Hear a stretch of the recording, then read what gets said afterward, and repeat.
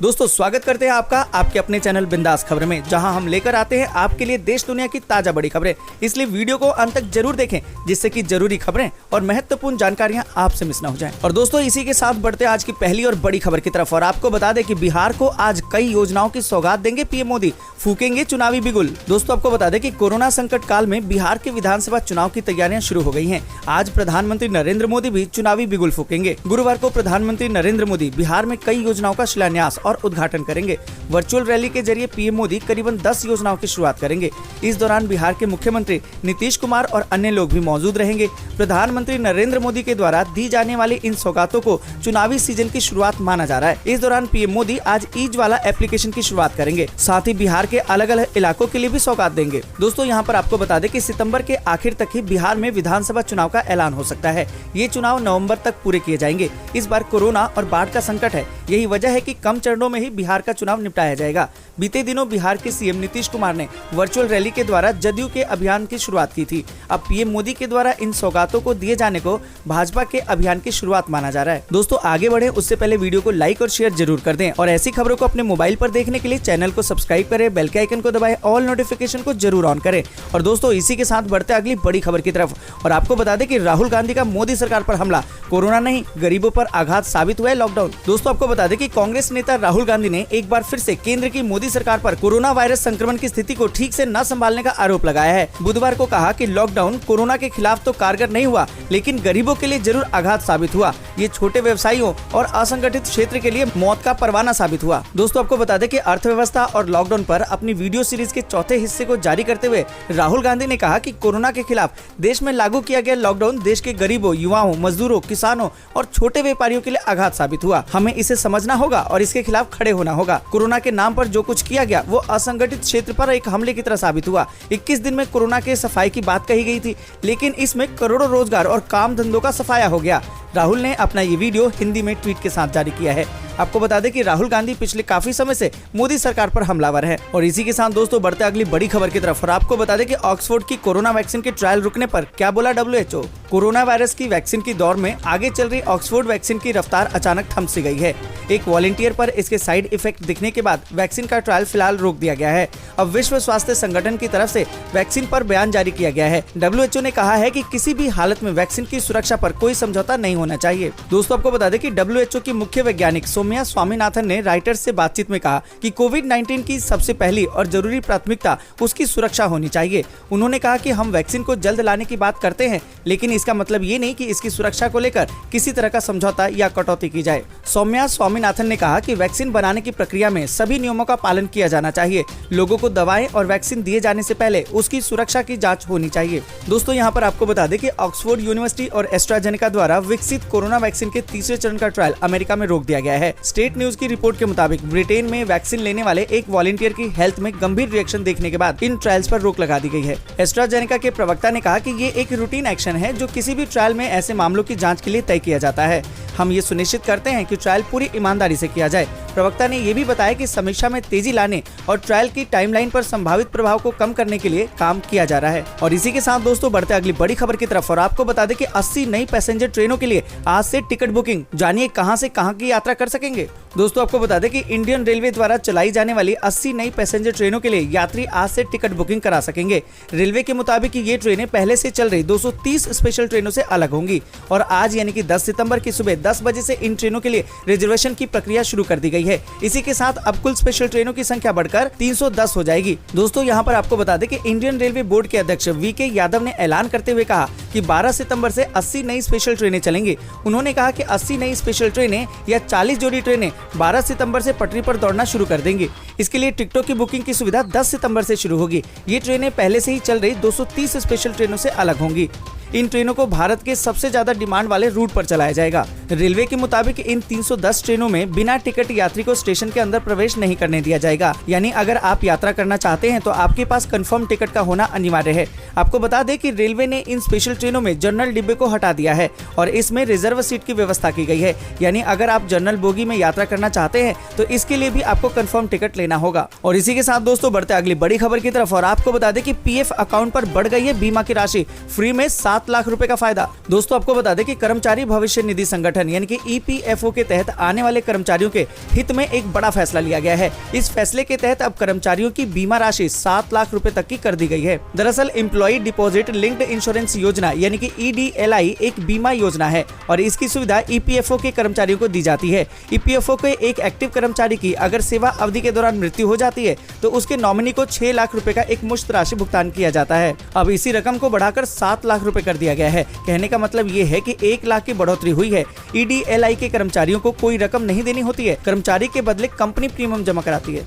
ये फैसला श्रम मंत्री संतोष गंगवार की अध्यक्षता में बुधवार को हुई सेंट्रल बोर्ड ऑफ ट्रस्टी यानी कि CBT EPF की बैठक में लिया गया। ये बैठक वर्चुअली हुई और इसमें वित्त वर्ष 2019-20 के लिए भी EPF पर ब्याज की दर भी तय की गई। दोस्तों यहाँ पर आपको बता दें कि मिलने वाली बीमा राशि पिछले 12 महीने में मिले मासिक वेतन का 30 गुना होती है, जिसकी अधिकतम सीमा 6 लाख रुपए है। और इसी के साथ दोस्तों बढ़ते अगली बड़ी खबर की तरफ और आपको बता दें कि दिल्ली में कोरोना संक्रमित 2 लाख के पार, 24 घंटे में 4000 से ज्यादा केस। दोस्तों आपको बता दें कि दिल्ली में कोरोना के मामले अनियंत्रित रफ्तार से बढ़ रहे हैं। राजधानी में कोरोना संक्रमितों का आंकड़ा 2 लाख को पार कर चुका है। पहली बार 24 घंटे में 4000 से अधिक मामले दर्ज किए गए। दिल्ली में कंटेनमेंट जोन 1226 हो गए, जबकि कुल पॉजिटिव केस 23,773 है। यहाँ पर दोस्तों आपको बता दें कि पिछले 24 घंटों में कोरोना के 4039 नए मामले सामने आए। राजधानी में संक्रमितों की संख्या बढ़कर 2,01,174 हो गई है। वहीं मंगलवार को कोरोना से 20 लोगों की मौत भी हुई है। अब तक कोरोना से दिल्ली में 4,638 लोग दम तोड़ चुके हैं।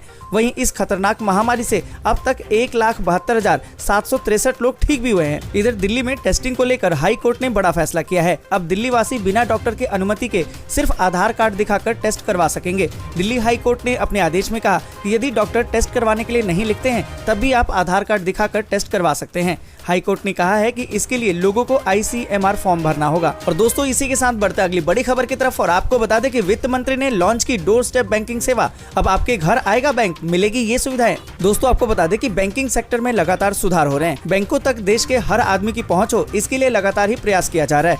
इस कड़ी में अब सरकारी बैंकों की डोर स्टेप बैंकिंग सेवा भी शुरू हो गई है। इस सेवा के तहत अब आप घर बैठे ही अपने बैंक के सारे काम कर सकेंगे, जैसे कि पैसे जमा कराना, पैसे निकालना, चेक जमा कराना या इससे जुड़े हुए अन्य काम आप आसानी से कर सकेंगे। इन तमाम सेवाओं के लिए बैंक खुद चलकर आपके घर आएगा। ग्राहक बैंक की डोर स्टेप बैंकिंग का फायदा मामूली चार्ज देकर हासिल कर सकते हैं। डोर स्टेप बैंकिंग की नींव भारतीय रिजर्व बैंक ने कुछ साल पहले रखी थी। पब्लिक सेक्टर बैंकों ने एक साथ मिलकर एक कॉमन सर्विस प्रोवाइडर रखा जो उनके ग्राहकों तक सेवाएं पहुंचा सके।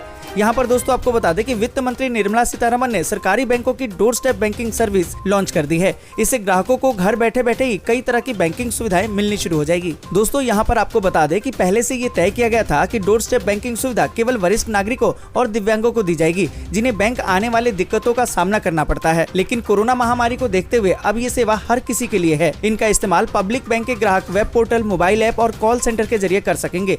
ये सेवाएं देश भर में करीबन 100 सेंटर से डोर स्टेप बैंकिंग सेवाएं एजेंट के जरिए लोगों तक पहुंचाई जाएगी। और इसी के साथ दोस्तों बढ़ते अगली बड़ी खबर की तरफ और आपको बता दें कि सीरम को मिला नोटिस, दूसरे और तीसरे चरण के ट्रायल पर लग सकती है रोक। Drug controller general of India ने बुधवार को पुणे स्थित सीरम इंस्टीट्यूट ऑफ इंडिया को नोटिस जारी किया है। नोटिस में पूछा गया है कि कंपनी ने गंभीर प्रतिकूल परिणामों के बारे में सूचित क्यों नहीं किया, जिस कारण उसके यूके साझेदार एस्ट्राजेनेका को ऑक्सफोर्ड कोविड वैक्सीन उम्मीदवार के वैश्विक नैदानिक परिणामों को अस्थायी रूप से विराम देना पड़ा, जबकि देश के अंदर 17 जगहों पर परीक्षण जारी है। दोस्तों यहाँ पर आपको बता दें कि DCGI के VG सोमानी ने पूछा कि मरीजों की सुरक्षा होने तक दूसरे और तीसरे चरण के परीक्षणों के लिए दी गई अनुमति को स्थगित क्यों न किया जाए। इससे पहले बुधवार को SII ने कहा था कि परीक्षण को रोकने के लिए अभी तक कोई स्पष्ट निर्देश नहीं मिले हैं। DCGI का कहना है कि पुणे की SII ने सुरक्षा के लिहाज से चरण 2 और 3 के नैदानिक परीक्षणों की निरंतरता के लिए गंभीर प्रतिकूल परिणामों का विश्लेषण प्रस्तुत नहीं किया है। दोस्तों यहाँ आपको बता दें कि SII के CEO आदर पुणेवाला का कहना है कि वैक्सीन पूरी तरह से सुरक्षित है। जहाँ तक भारतीय परिणामों का सवाल है, हमने किसी भी तरह की परेशानी का सामना नहीं किया है। और इसी के साथ दोस्तों बढ़ते अगली बड़ी खबर की तरफ और आपको बता दें कि खुशखबरी, जल्द आने वाला है आपके PF खाते में पैसा। ऐसे चेक करें अपनी EPFO की पासबुक। दोस्तों आपको बता दें कि कर्मचारी भविष्य निधि के सदस्यों को जल्द ही पैसा मिलने वाला है। EPFO किसी भी दिन उनके खाते में पिछले वित्त वर्ष का ब्याज क्रेडिट कर देगा। सबसे खास बात यह है कि साल 2019-20 के लिए मिलने वाला ब्याज 2 किस्तों में आएगा। मतलब कि इस बार सदस्यों के खाते में ब्याज 2 बार जमा होगा। पहली बार 8.15% दर से जमा होगा, दूसरी बार 0.35% जमा होगा। EPFO की बोर्ड बैठक में इसका फैसला लिया गया है। सेंट्रल बोर्ड ऑफ ट्रस्टीज के सदस्य प्रभाकर बानासुरे के मुताबिक कोविड की वजह से 8.5% ब्याज पर असमंजस की स्थिति थी, लेकिन बोर्ड ने फैसला लिया कि सितंबर में सब्सक्राइबर को 8.15 ब्याज दिया जाएगा और बाकी का 0.35% ब्याज दिसंबर में दिया जाएगा। और इसी के साथ दोस्तों बढ़ते अगली बड़ी खबर की तरफ और आपको बता दें कि वायुसेना में शामिल हुए राफेल, आसमान में दिखाया दम, राजनाथ फ्रांसीसी मंत्री भी रहे मौजूद। दोस्तों आपको बता दें कि फ्रांस से खरीदा गया फाइटर जेट राफेल को गुरुवार को औपचारिक रूप से वायुसेना के लड़ाकू विमानों के बेड़े में शामिल कर लिया गया। इस दौरान अंबाला एयरबेस पर रक्षा मंत्री राजनाथ सिंह के साथ खुद फ्रांसीसी रक्षा मंत्री भी शामिल थे। वहीं हरियाणा के कैबिनेट मंत्री अनिल विज भी इस समारोह में मौजूद रहे। हरियाणा के अंबाला स्थित वायुसेना स्टेशन में एक शानदार समारोह किया गया और इसी दौरान राफेल को वायुसेना के लड़ाकू विमानों के बेड़े में शामिल कर लिया गया। दोस्तों यहाँ पर आपको बता दें कि अत्याधुनिक लड़ाकू विमानों की कमी का सामना कर रही वायुसेना के लिए इस दिन को काफी महत्वपूर्ण माना जा रहा है, क्योंकि क्षेत्र में शांति संतुलन को बदलने की ताकत रखने वाला राफेल इसी दिन उनके लड़ाकू विमानों के बेड़े की शान बना है। और इसी के साथ दोस्तों बढ़ते अगली बड़ी खबर की तरफ। अगली बड़ी खबर जो निकल कर आ रही कि दिल्ली में अब मास्क न पहनने पर चालान नहीं काट सकेगी ट्रैफिक पुलिस। दोस्तों आपको बता दें कि दिल्ली में यातायात व्यवस्था लगभग सामान्य स्थिति में लौटने के बाद अब यातायात पुलिस को अब वाहनों के प्रबंधन पर ध्यान देने को कहा गया है और उन्हें कोविड-19 के नियमों के पालन से जुड़े चालान काटने जैसे कार्यों से मुक्त कर दिया गया है। दोस्तों यहाँ पर आपको बता दें कि ट्रैफिक पुलिस कर्मी अभी तक सार्वजनिक स्थलों पर थूकने, मास्क नहीं पहनने जैसे कोविड-19 से जुड़े नियमों के उल्लंघन के मामले में जुर्माना लगा रही थी। यातायात पुलिस उपायुक्त ने मंगलवार को एक आदेश में कहा कि ये निर्णय लिया गया है कि यातायात पुलिस अब किसी भी व्यक्ति का मास्क नहीं पहनने और सार्वजनिक स्थानों पर थूकने समेत अन्य कोविड-19 के नियमों की वजह से चालान नहीं करेगी। और इसी के साथ दोस्तों बढ़ते आगे और आपको बता दें कि BSNL का धमाकेदार प्लान 49 रुपए में 2 GB डेटा और फ्री कॉलिंग। दोस्तों यहाँ पर आपको बता दें कि सरकारी telecom company BSNL private operators को टक्कर देने के लिए आए दिन नए प्लान लॉन्च कर रही है। इसी कड़ी में कंपनी ने अब 49 रुपए का नया स्पेशल टैरिफ वाउचर यानी कि STV 49 लॉन्च कर दिया है। इस STV को कंपनी 1 सितंबर से ऑफर कर रही है। BSNL ने इस STV को सीमित समय के लिए लॉन्च किया है। BSNL का ये नया special tariff voucher 2 GB data के साथ आता है। प्लान की खासियत ये है कि इसमें कंपनी कॉलिंग के लिए 100 फ्री मिनट्स भी ऑफर कर रही है। फ्री मिनट्स के खत्म होने के बाद प्रति मिनट 45 पैसे की दर से चार्ज किया जाएगा। 100 फ्री SMS ऑफर करने वाले इस प्लान की वैलिडिटी 28 दिन की होगी। प्लान को एक्टिवेट करने के लिए self care keyword STV combo 49 है। ये प्लान कंपनी 90 दिनों तक ऑफर करेगी। दोस्तों यहाँ पर आपको बता दें कि BSNL एक अकेली ऐसी कंपनी है जो इस तरह का कोई प्लान ऑफर कर रही है। ये प्लान उन यूजर्स के लिए काफी शानदार होगा जिन्हें कम दिनों की वैलिडिटी वाले प्लान में बेस्ट बेनिफिट चाहिए और वह भी कम दाम में। साथ ही ये प्लान BSNL नंबर को एक्टिवेट रखने के लिए भी काफी अच्छा है। प्लान की कीमत भी ज्यादा नहीं है और कभी इमरजेंसी में ज्यादा डेटा या कॉलिंग की जरूरत पड़े तो वह भी काफी काम आ सकता है। और इसी के साथ दोस्तों बढ़ते अगली बड़ी खबर की तरफ और आपको बता दें कि विधानसभा चुनाव में जीत की गारंटी दे रहे दलित, वोट हथियाने की मची है होड़। दोस्तों आपको बता दें कि बिहार में अनुसूचित जाति और अनुसूचित जनजाति का 16% वोट बैंक होने का अनुमान लगाया जाता है। विधानसभा चुनाव में जीत की गारंटी दे रहे इस वोट बैंक को हथियाने के लिए राजनीतिक दल तरह तरह के उपाय में जुटे हुए हैं। कई नए पुराने दलित नेता सक्रिय हैं, हलचल तेज है। खास तौर पर स्वयं को इस वर्ग का नेता घोषित कर चुके नेताओं में भी होड़ मची हुई है। मुख्य धारा की सभी पार्टियां इसी रणनीति में कुछ चेहरे को आगे भी कर रही हैं। दोस्तों यहाँ पर आपको बता दें कि कभी बिहार में दलितों के 16% वोट बैंक पर राजद अपने कब्जे का दावा करता था। नीतीश कुमार के हाथ में सत्ता आई तो अत्यंत पिछड़ी जातियों के अलावा दलितों के सामाजिक, शैक्षणिक और आर्थिक उत्थान के लिए कई योजनाएं शुरू की गयी। ये वर्ग जदयू से जुड़ता चला गया। जदयू एनडीए में रहा तो इसका लाभ इस गठबंधन को मिला। 2020 के चुनाव से पहले इसी वोट बैंक पर असली दखल साबित करने की होड़ मची है। लोजपा और हम जैसी पार्टियां इसी खेल में ज्यादा सक्रिय हैं। और इसी के साथ दोस्तों बढ़ते अगली बड़ी खबर की तरफ और आपको बता दें कि 9 बजे 9 मिनट आरजेडी को मिला सपा और कांग्रेस का साथ। अखिलेश बोले मोदी सरकार की उल्टी गिनती शुरू। दोस्तों आपको बता दें कि राष्ट्रीय जनता दल यानी कि आरजेडी ने लोगों से बुधवार को 9 बजे 9 मिनट पर घर की लाइट बंद करके मोमबत्ती, टॉर्च आदि जलाने की अपील की थी। आरजेडी की इस मुहिम को कांग्रेस, सपा का समर्थन मिला है। समाजवादी पार्टी के अध्यक्ष अखिलेश यादव ने मोमबत्ती जलाकर केंद्र सरकार के खिलाफ प्रदर्शन किया। वहीं कांग्रेस महासचिव प्रियंका गांधी ने आरजेडी की इस मुहिम के बहाने मोदी सरकार पर हमला बोला। दोस्तों आपको बता दें कि अखिलेश यादव ने ट्वीट किया कि आज आने वाले कल के बदलाव का इतिहास लिख दिया, सियासत के आसमान पर रोशनी से इनकलाब लिख दिया। सपा नेता आगे लिखते हैं कि आज युवाओं ने बीजेपी के शासनकाल की उल्टी गिनती की शुरुआत कर दी है। हमने नौजवानों की खातिर मोमबत्तियां जलाकर हमेशा की तरह आज भी उनका साथ दिया है और देते रहेंगे। इससे पहले अखिलेश ने कहा था कि आइए युवाओं और उनके परिवार की बेरोजगारी बेकारी के इस अंधेरे को हम आज रात 9 बजे 9 मिनट के लिए बत्तियां बुझाकर क्रांति की मशाल जलाएं, उनकी आवाज में आवाज मिलाएं।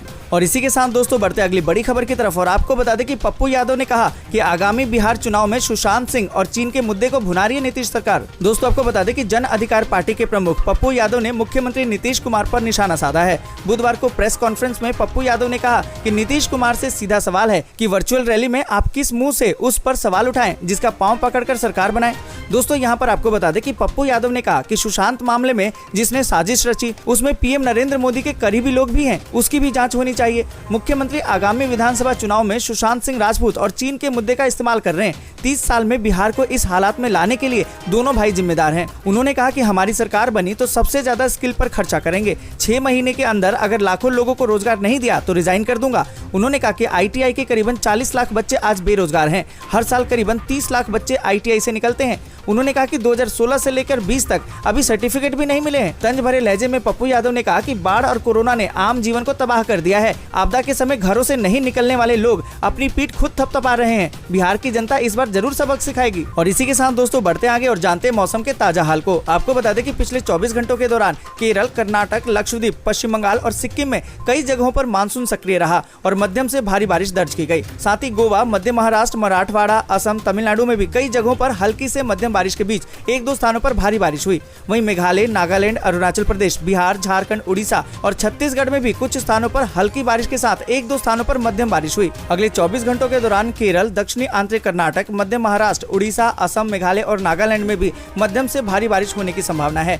वहीं बिहार, पूर्वी उत्तर प्रदेश, झारखंड, मध्य प्रदेश के पूर्वी और दक्षिणी भागों, छत्तीसगढ़, दक्षिणी पूर्वी गुजरात, विदर्भ, तेलंगाना, रायलसीमा, उत्तरी आंतरिक कर्नाटक, तमिलनाडु और पूर्वोत्तर भारत के बाकी हिस्सों में हल्की से मध्यम बारिश का अनुमान है। पश्चिमी मध्य प्रदेश, उत्तराखंड समेत उत्तर पश्चिम भारत में छिटपुट बारिश का अनुमान है। दोस्तों आज के लिए बस इतना ही। वीडियो को लाइक और शेयर जरूर कर दें और ऐसी खबरों को अपने मोबाइल पर देखने के लिए चैनल को सब्सक्राइब करें, बेल के आइकन को दबाएं, ऑल नोटिफिकेशन को जरूर ऑन करें।